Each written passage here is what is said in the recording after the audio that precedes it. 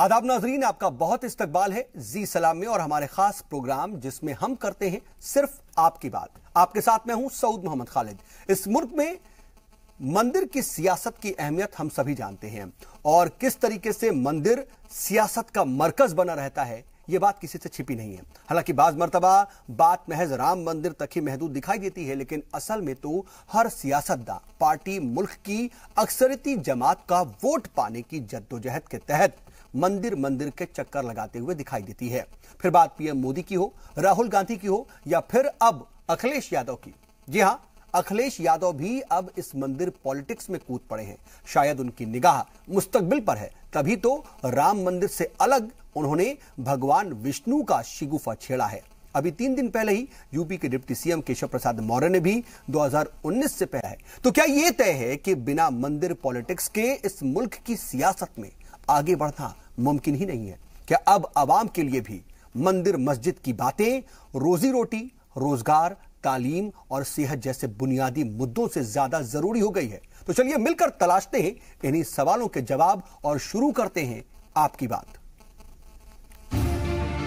Samajwadi party के सदर अखिलेश यादव ने कहा है कि अगर उनकी पार्टी यूपी में फिर इख्तिदार में आई तो इटावा में भगवान विष्णु के नाम पर एक शानदार शहर बसाया जाएगा।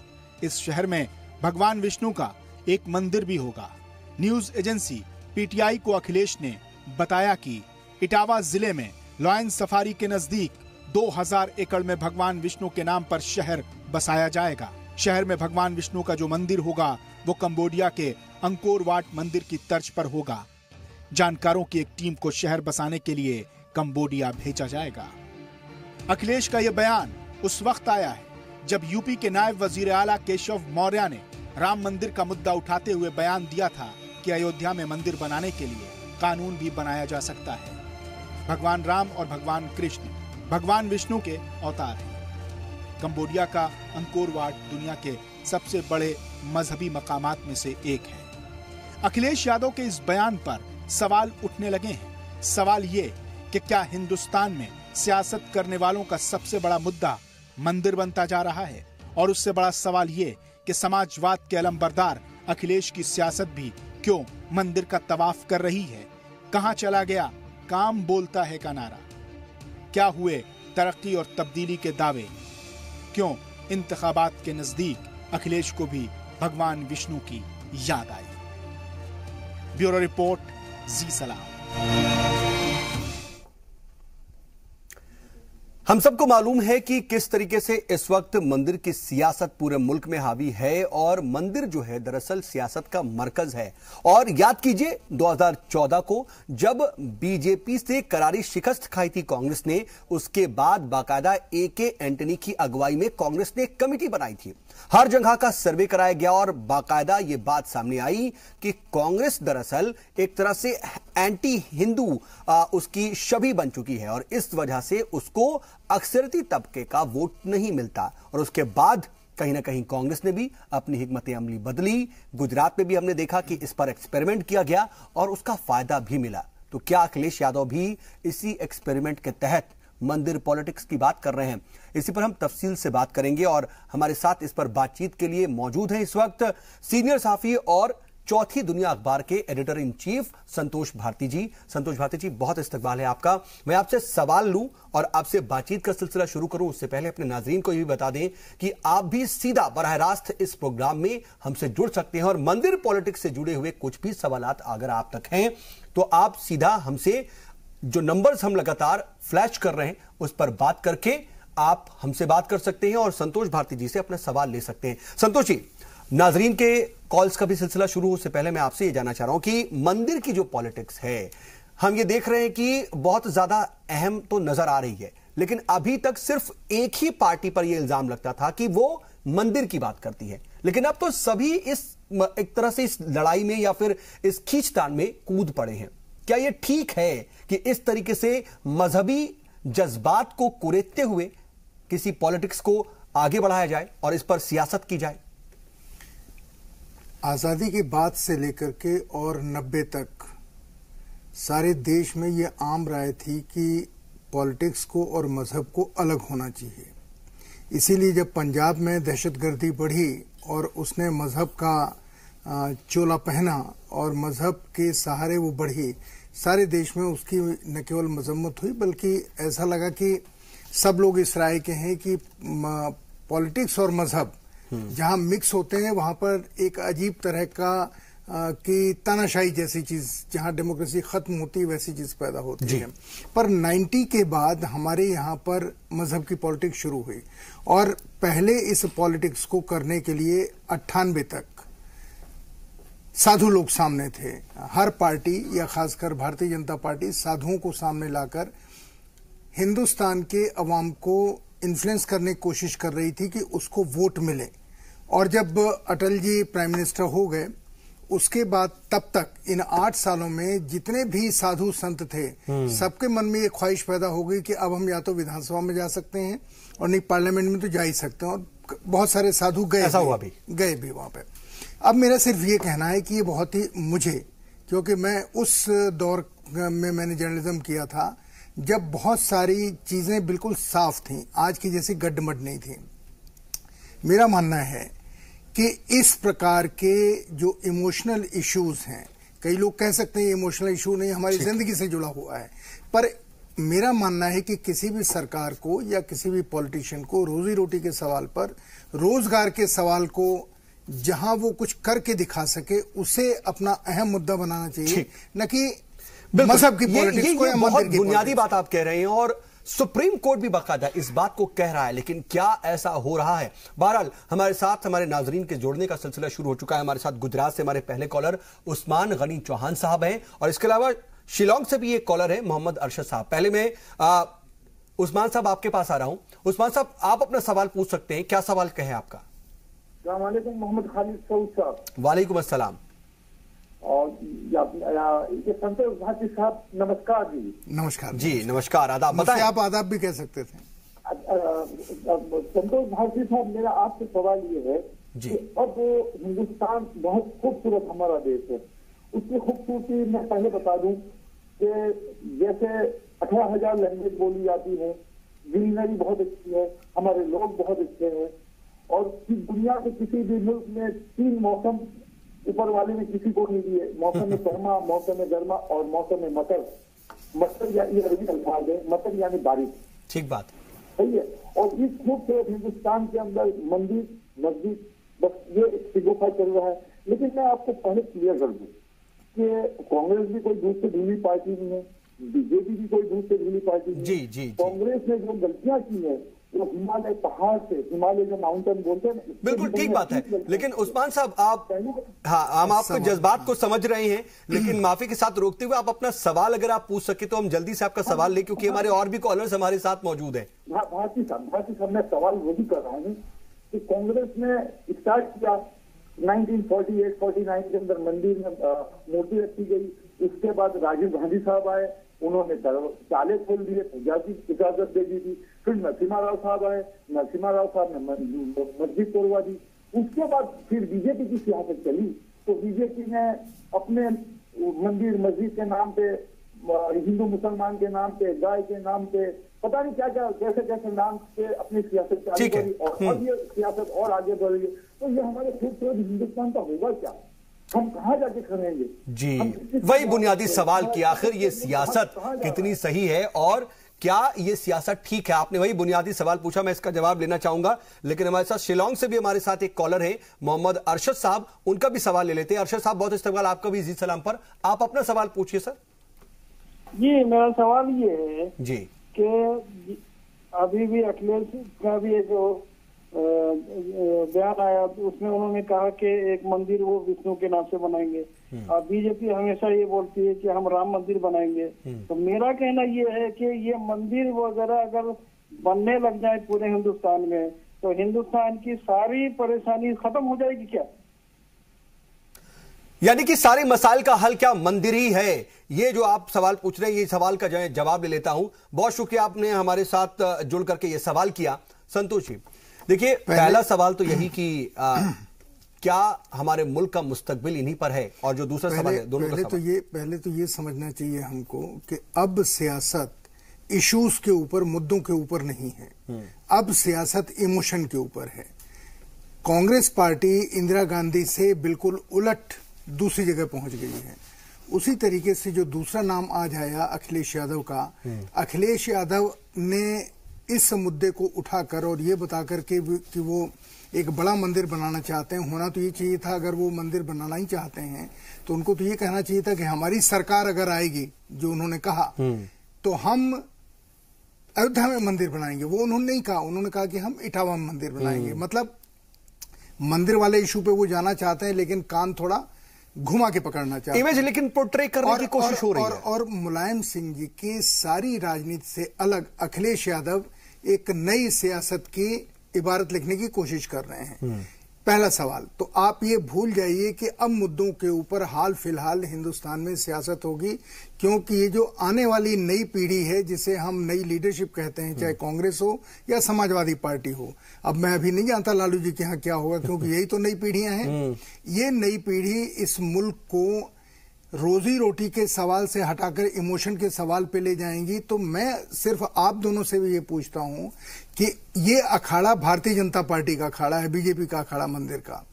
अगर तो आप भारतीय जनता पार्टी के साथ फिर उसकी बी और सी टीम रहेंगे, आप फिर यही कहेंगे कि हम उनसे अच्छा मंदिर बनवा सकते हैं, हम उनसे अच्छे हिंदू हैं, वो ना अच्छे हिंदू, उन्हीं के नक्शे कदम पर चल रहे हैं। उन्हीं के नक्शे कदम। और मेरा मानना है कि उस पॉलिटिक्स में, ये जो अपोजिशन की पॉलिटिक्स है, जिसमें राहुल गांधी और अखिलेश जी आते हैं, इनकी पॉलिटिक्स सक्सेस हो पाएगी, मुझे इसमें शुभा है। शुभा है। लेकिन सर देखिए, दोनों कॉलर्स का बुनियादी सवाल यह था कि अगर ऐसा ही होता रहा तो मुल्क का मुस्तकबिल, जो मुल्क की खूबसूरती है, वो कहीं ना कहीं उस पर। मैंने आपसे शुरू में कहा, अपने जो ओपनिंग स्टेटमेंट जब आपने पूछा था, मैंने कहा कि मेरी नजर में रोजी रोटी रोजगार, ये जो सवाल है बुनियादी,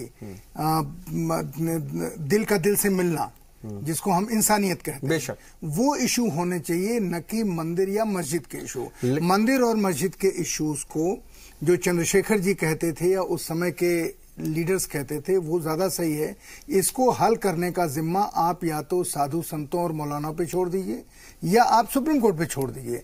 हमको तो लोगों की आंखों से दर्द, जब सियासत ही मजहब का काम करने लगेगी तो फिर मजहब वाले क्या करेंगे? और वाकई वही जो जवाब आपका है कि असल मुद्दों की बात होनी चाहिए। और जो हमारे दोनों कॉलर्स जुड़े थे, मुझे लगता है कि उनको जवाब इसका मिल गया कि कम से कम सियासतदानों से तो फिलहाल ये उम्मीद नहीं कीजिए। इसलिए अपने कंधे पर भाईचारगी और हम आहंगी की जो जिम्मेदारी है वो हम सबको उठा लेनी चाहिए। वक्त एक छोटे से ब्रेक का हो चला है, ब्रेक से लौटते हैं और हम बातचीत को आगे बढ़ाते हैं।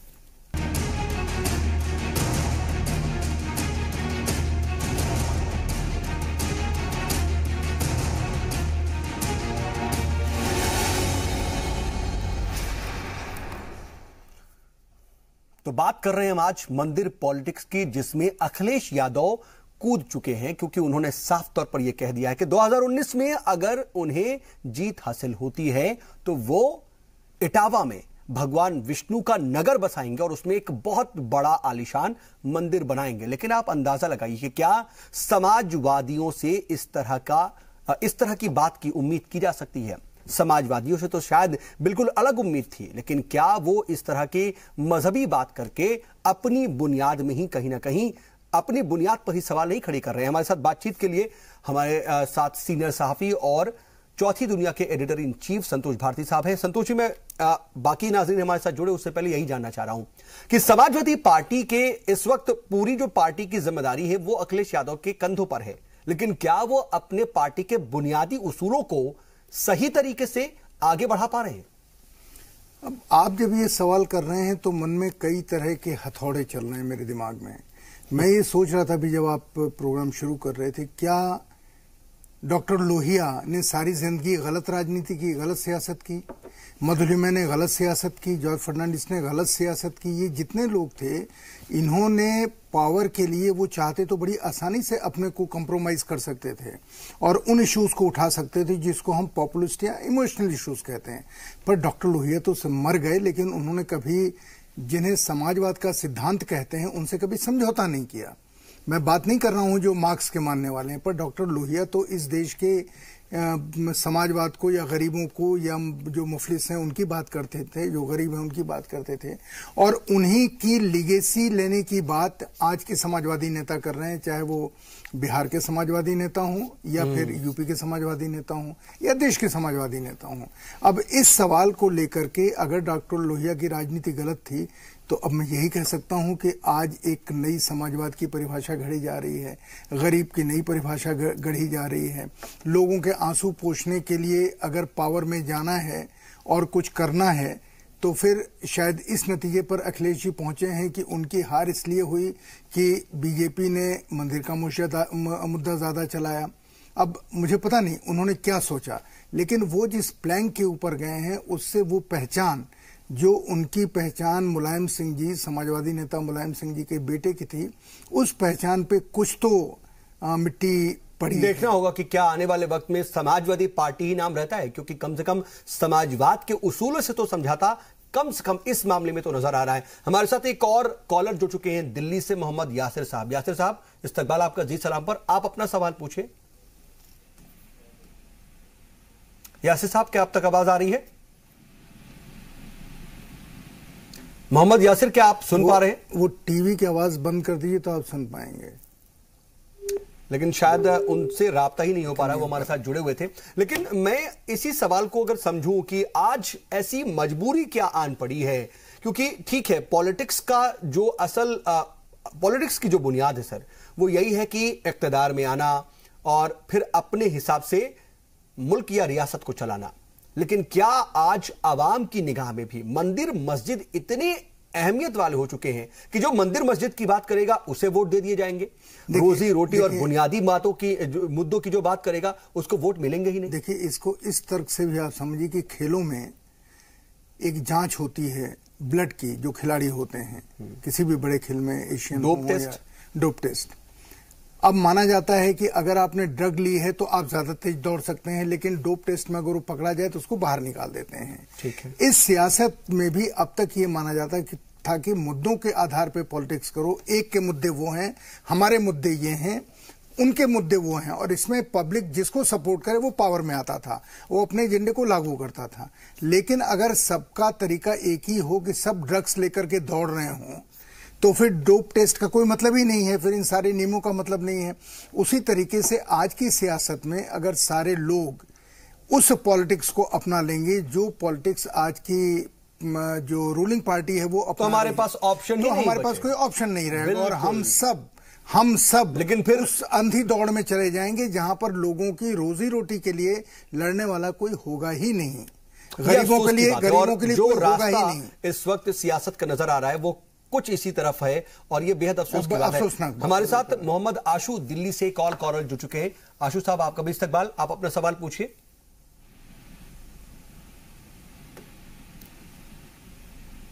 आशू, क्या आप तक आवाज आ पा रही है? चलिए, शायद हमारे जो दिल्ली के कॉलर्स हैं उनसे राब्ता नहीं हो पा रहा है, वो बार बार हमें कॉल तो कर रहे हैं लेकिन उनसे बात नहीं हो पा रही। हम कोशिश करेंगे कि उनका अगर कॉल दोबारा आए तो हम उनको प्रोग्राम में शामिल कर सकें। सर देखिए, बात इमोशंस की है। आप ये कह रहे हैं कि कहीं ना कहीं ऑप्शंस मतलब नहीं है, लेकिन इन सब के बीच भी इमोशंस को कुरेद करके, मजहबी जज्बात को ही कहीं ना कहीं कुरेद करके अपनी सियासत को चमकाने की जो कोशिश आज हो रही है वो वाकई मुल्क के मुस्तकबिल के लिए बिल्कुल ठीक नहीं है। लेकिन क्या आज का जो आज के जो एक तरह से नस्ल है वो इस बात को समझ पा रही है? क्योंकि वो तो बाकायदा इसके अंदर मुलव्विस दिखाई दे रही है। देखिए, नस्ल समझे या ना समझे, इस देश की आवाम समझ रही है कि नहीं समझ रही है, ये इंपॉर्टेंट है। क्योंकि आवाम ही किसी इशू के ऊपर किसी पार्टी को पावर में लाते हैं या नहीं लाते हैं। अगर वो समझ रहे हैं कि इन मुद्दों से उनकी गरीबी दूर होगी, इन मुद्दों से उन्हें रोटी मिलेगी, उनके घर में चिराग जलेगा, उनका जो मुस्तकबिल है थोड़ा सा अच्छा होगा, कोई होप बंधेगी, अगर उनको ये लगता है तो ये फैसला करेंगे कि हाँ इन मुद्दों के ऊपर ही वोट दो। और अगर नहीं लगता है तो अब पब्लिक के सामने एक दिक्कत और है, पब्लिक के सामने ऑप्शन नहीं है। मान लीजिए अगर सारी पार्टियां उसी मुद्दे को अपना लें, जैसे अभी लग रहा है कि सब साधु संतों का जिम्मा अपने सर ले रहे हैं, मौलानाओं का जिम्मा अपने सर ले रहे हैं, एक छोटा तबका चिल्लाएगा हम मस्जिद बनाएंगे, बड़ा तबका चिल्लाएगा हम मंदिर बनाएंगे। अब ये काम जो सियासतदानों को नहीं करना चाहिए, वो सियासतदान अपने सर के ऊपर उन मौलानाओं और साधुओं की जिम्मेदारी अपने सर ओढ़ रहे हैं। ये मुल्क, मैं फिर कह रहा हूं कि इससे ये मुल्क पाकिस्तान और ईरान तो बन सकता है, लेकिन हिंदुस्तान की जो अपनी 4000-5000 साल की रवायत है, जो परंपरा है, वो भूल जाएगा, वो खो जाएगी। ठीक है, मोहम्मद नफीस हमारे साथ कर्नाटक से हमारे कॉलर जुड़ चुके हैं। नफीस साहब बहुत इस्तकबाल।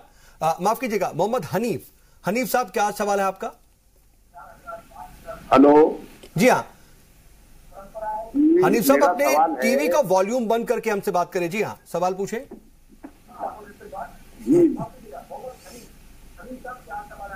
मेरा सवाल है, हमने अपनी मेहनत से देश को आजादी दिलाई जी। आप अपनी आवाज ज्यादा सुन रहे हैं, सवाल कम पूछ रहे हैं। ये देश को आजादी हमने सबने मिलके दिलाए।